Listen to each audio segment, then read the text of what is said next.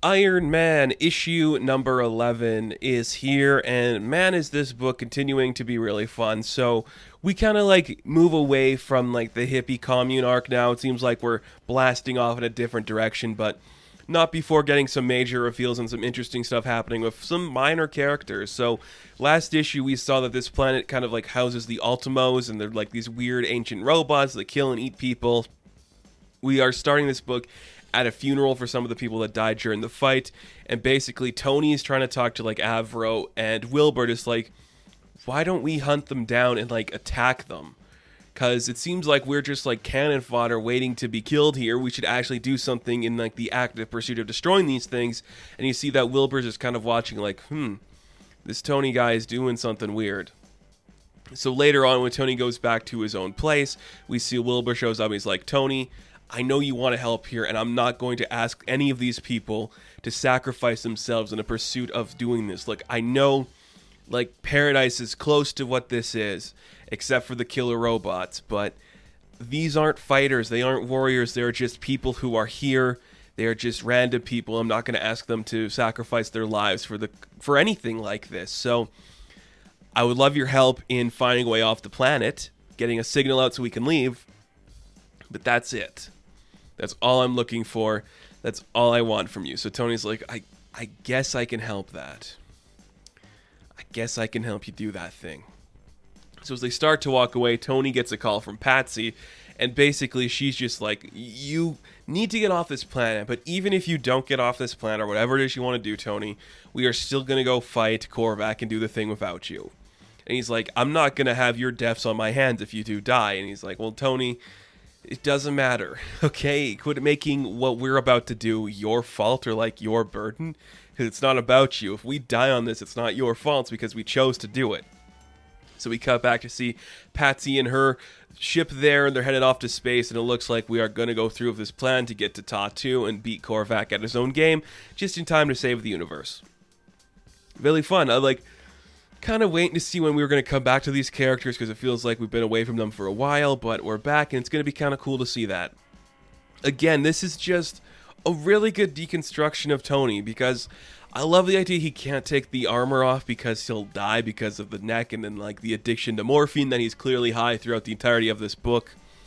It's pretty exciting, but just like showing Tony just, what am I going to do? Like, do I help these people, or do I help the friends I pretty much just sent to their deaths? Like, I am caught between these two worlds, and I don't know which one I'm supposed to go to. So Tony's like, if I can maybe reroute the power from this Ultimo, it could help us, either of these people, figure out what to do.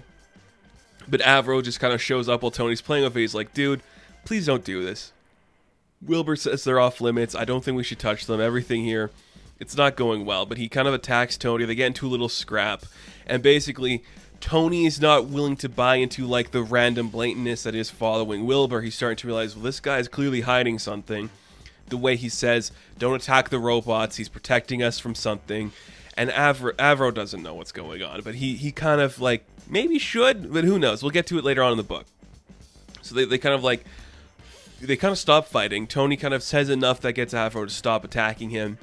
Like, there's something going on these computer boards, and it's like, it's an interesting development that like it's from a certain it's from like a certain soldier, a certain type of metal and like creator that is very recent and only now be used. So it's not like as ancient into the future as Wilbur says it is. So they go over to Wilbur, and this is where we get the big reveal that the original Stiltman Wilbur here is actually the biggest genius of them all, and he created these Ultimos as a way to protect the people who are here. So they get into kind of a scrap, Avro and Iron Man versus Wilbur. Again, Cafu's art looks so good in these scenes. It just looks so good. It's amazing. An Avro character I barely know. I knew the name briefly, but I'm just like, this guy could be nothing. Cheap knockoff, Buck Rogers type. And now we're just seeing like why Wilbur did this. So basically he's like, I was sick and tired of being like the punching bag on Earth, and I wanted to prove to everybody, again, dealing with a character in their ego, which is exactly the journey Tony Stark is going on. He's like, I can build the best world, and I had to keep it small so the Ultimos would come in and stop people from making this expand and grow larger. So we see that Wilbur's the one that brought everybody here. They weren't just like randomly selected and plopped on like this planet. They were just brought here by Wilbur so he could show that he is capable of doing everything, of being the ultimate hero. Again, just taking the ego out of the man who thinks he can change the world.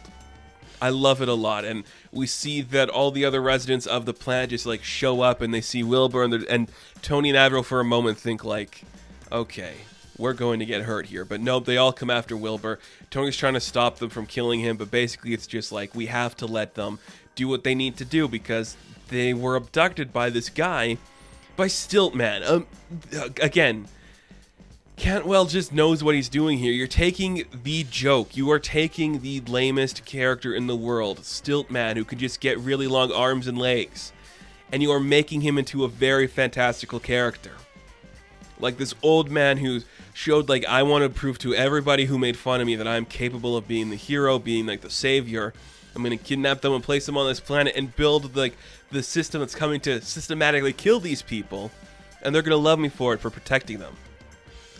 Turn on the head, he's going to get killed. I love it. So even before we get a chance to rest like on the notion of what Stiltman is doing here, the Living Tribunal shows up. He's like, Tony Stark, the fate of the universe is on the verge of imbalance, and you have to go restore it. Like, you have to get to like Ta-2 now before things hit the fan. And Tony's like, okay, I'll do it, but could you send like all the people of this planet back to their home worlds so they're at least there and they can deal with their own shit there? He's like, yeah, I'll do it. And we see that Avro decides, I guess I'll come with you, Tony. Like, I got nothing else going on. No one is going to use me in a book ever again after this, so I'll show up with you and probably die. Because, like, it's not Misty Knight, it's not Scarlet Spider, it's not even Frogman. It's Avro X. He's going to die. He's not a character that we're going to see really do much.